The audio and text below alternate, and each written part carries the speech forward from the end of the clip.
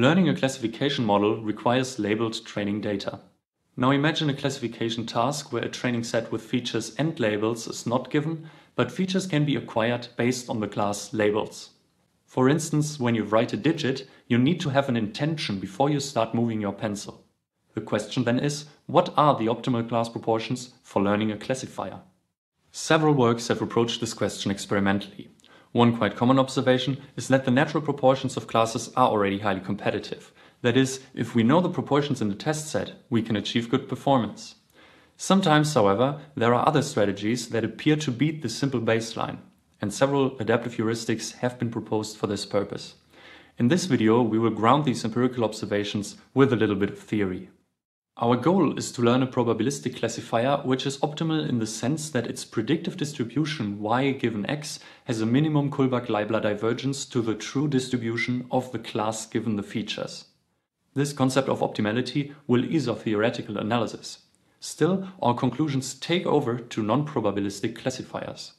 We proceed in two steps. First, we take a look at the distribution of a training set that is generated with any fixed proportion of classes. The idea is that only if the training data resembles the distribution of the test data, we can expect to learn a meaningful model.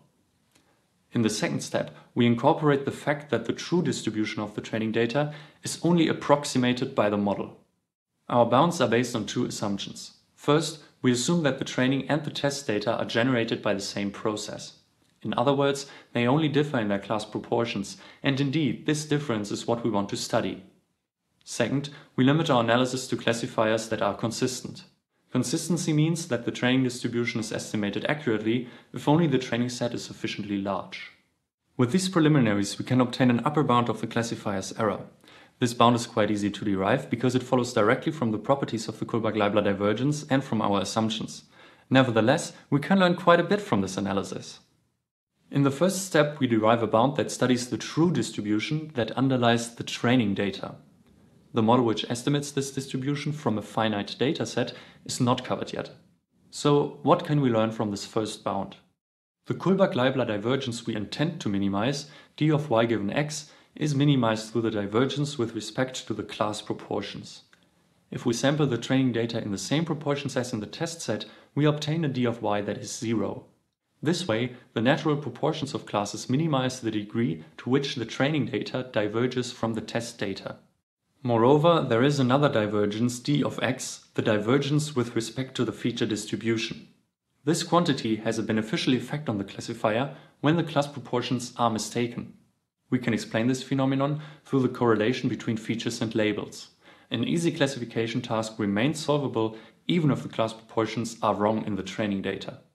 If we plot these divergences, we usually see broad valleys where mistaken class proportions have a negligible effect.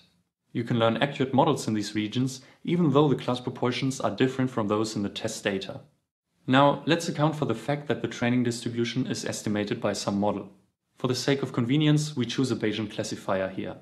The resulting bound tells us one more thing. The error induced by estimation becomes small if the model is consistent and if sufficient data is acquired. However, the rate with which the error decreases depends on the class proportions. Natural proportions may not be optimal for the rate of decrease, but they do get better over time. We can observe this effect for multiple data sets. The performance of the natural proportions is measured here as the fraction of other class proportions that perform better. As more data is acquired, this fraction decreases. Less and less other class proportions are able to outperform the proportions that naturally appear in the test data. Plots of this kind look similar for several probabilistic and non-probabilistic classifiers.